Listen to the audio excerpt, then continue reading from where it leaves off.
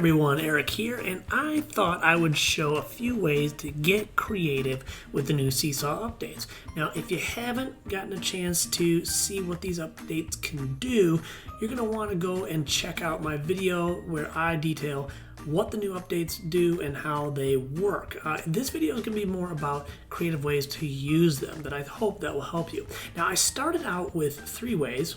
And then as I started going, it became clear almost immediately that there are so many ways that I could use these different updates that it was going to be more than 3 ways to use the Seesaw updates. So I have some more in here than 3. So here's the first one. I want to talk about lock and move. So again, lock and move allows you to lock an object, whether it's a picture or text box, but then you can go ahead and move it from there. And this is super useful, especially for teachers who teach younger grades, where students will go ahead and they'll move things around and then they'll accidentally resize them. So a couple things about lock and move. Number one, they are perfect for sorts. So the ability for me here, I have this word sort that I made, and I have it where the objects, all those different B words, are all locked in size. So as kids grab them off that pile of words and sort them, they're not going to accidentally resize them. And there are some Seesaw, or I'm sorry, not Seesaw shortcuts, but shortcuts you can use, and they're different depending on if you're on a Mac or on a Windows machine.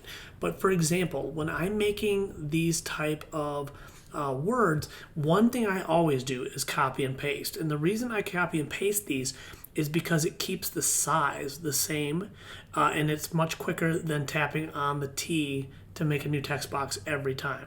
So it'll hold on to the size, it'll hold on to if you added a certain font or things like that, it'll save all that when you copy and paste it. And that's just Control C and then Control V or Command C and Command V on a Mac. Then with the locking, you can do Control Shift M, and that is a shortcut that will do that locking size quickly. Instead of having to go to the 3 dots below it, choosing lock, then choosing lock size on every single one of these objects. And then if you just want to lock all, like these headings up here, I locked those in place. Then I did Control Shift L, that locks those in place. So some great shortcuts that are going to save you tons and tons of time. Okay, and there's kind of what that looks like a little bit bigger. And you can see I added some audio objects too. I'll get into those in just a minute. Another thing I love with lock and move are for puzzles. So with puzzles, especially like these number grid puzzles, I'm trying to have these fit neatly into here. And 2 things were happening with this. Number one, my kids were grabbing these and resizing them, which made it take way longer than I wanted to take. Because whenever you have kids trying to size things and all, it just takes forever. So what I did is, let's say I start on this first one. I would make 15, I would size that square to the exact size I wanted it. Then I would do the Control, Shift, and M to lock the size. Then after I did that, I would do Control C to copy it and Control V. Now I've got a carbon copy that's the right size, and I can just change the number. Then I can lock it as well. So it made it a lot quicker, and now my students can go ahead and drag these over, and I don't have to worry about them sizing them or accidentally making those objects larger. Now the next update has to do with adding audio to objects. Now you can add audio with this new update to any type of object in Seesaw. So this could be pictures, shapes, text boxes, really, any of the things that you can put into Seesaw, you can add your voice to or add audio to, which is just amazing. So the first thing that came to me was just audio directions. So, for this, what I would recommend is coming up with a shape or something you're going to use on every slide you add directions to. So it could be a heart or a star, it could be your Bitmoji, whatever it is, kids know that when they go there and tap, they can listen to some directions on how to do that page.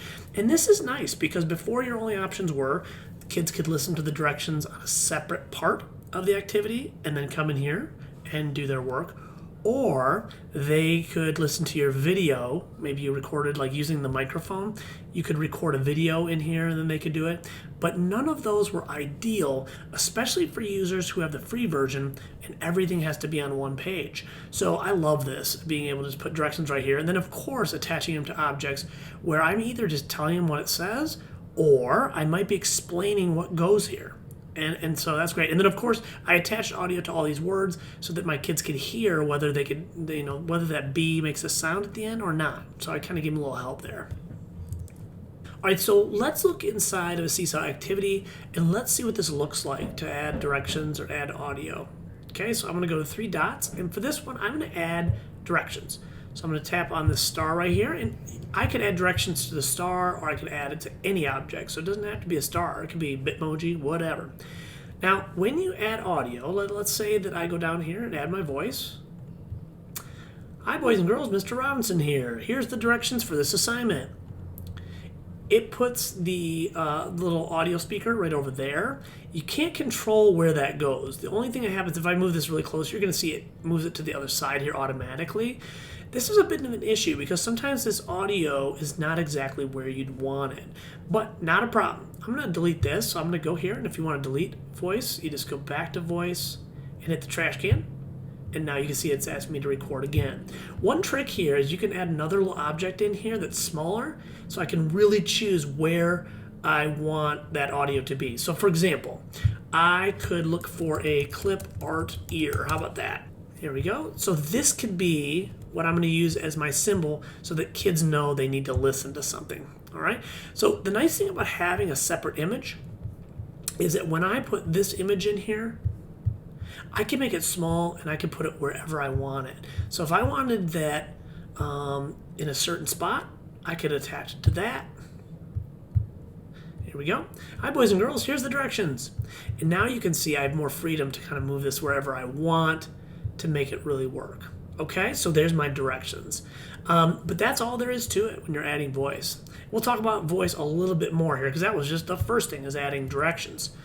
The next thing is that students can actually type and listen to your instructions while they're typing, which is amazing. Before, your only option really was to record a video. So if anybody ever recorded directions for their kids, like using the microphone where you can talk and move, that worked really well. But the thing I love about putting audio in here is something like this, where I'm having the kids listen to some nouns and draw pictures. So in this activity, what I did, I put my Bitmoji in here, and then from the shapes, I added a speech bubble.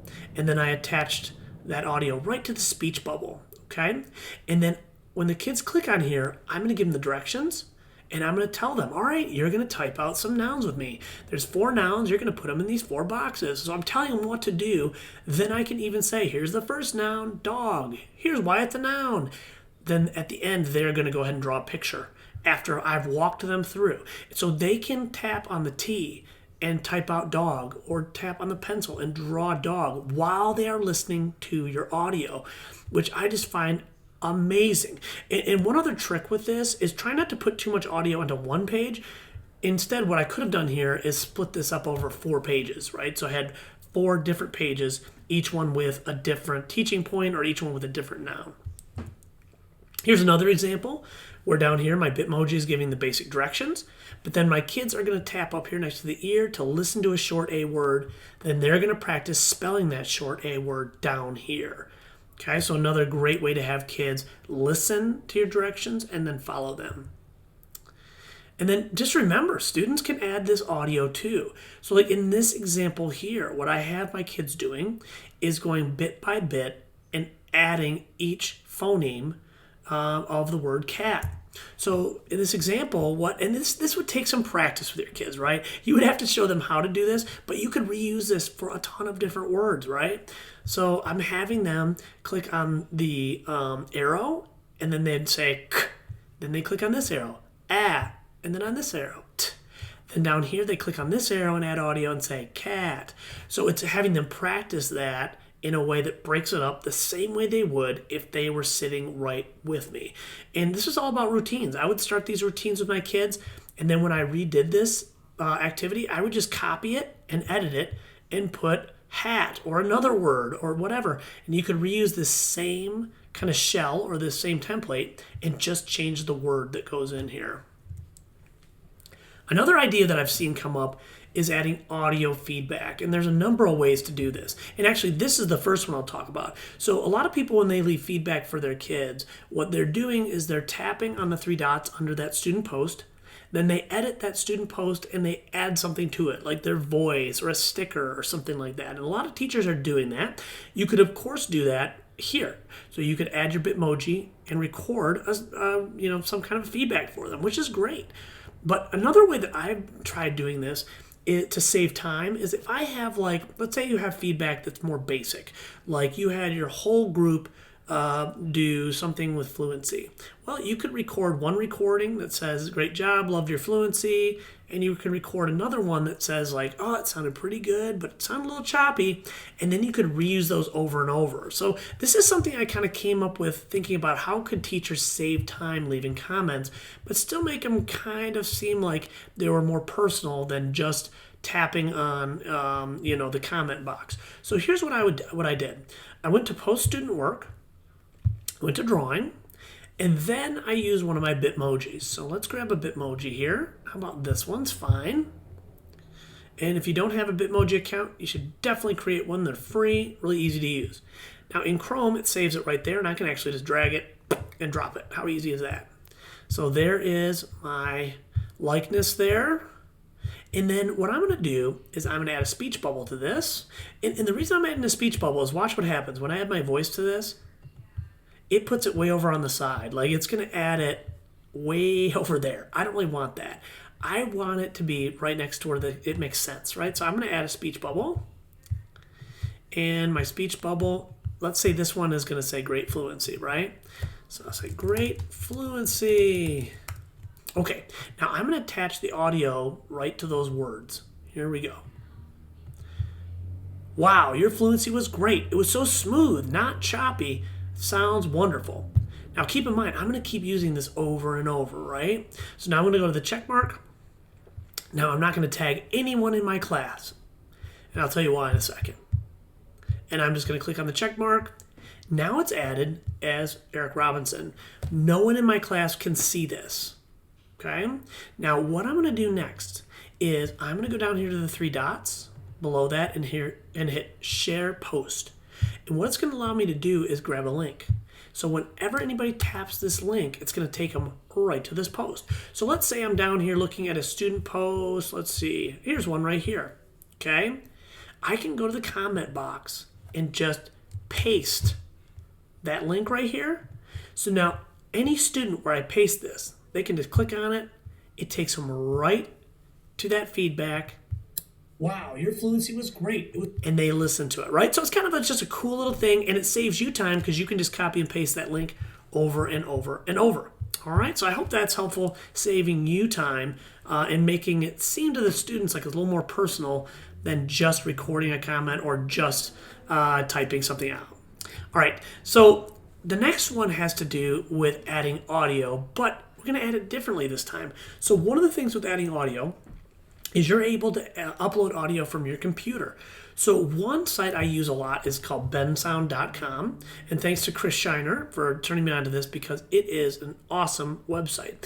And Bensound allows you, let's go there, it allows you to download free music. Now there are some on here where you have to pay for it, but other ones are free.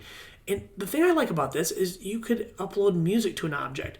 So you could use this if you wanted to give your kids like a musical timer, right? Like if the song was 3 minutes long, you could say you have 3 minutes while you're listening to the song to finish this. When the song is done, then I want you to move on, right? Or it could just be a soundtrack where you want them to just listen to something inspirational. So I had one where I recorded or I grabbed a something out of here that sounded like it was for springtime.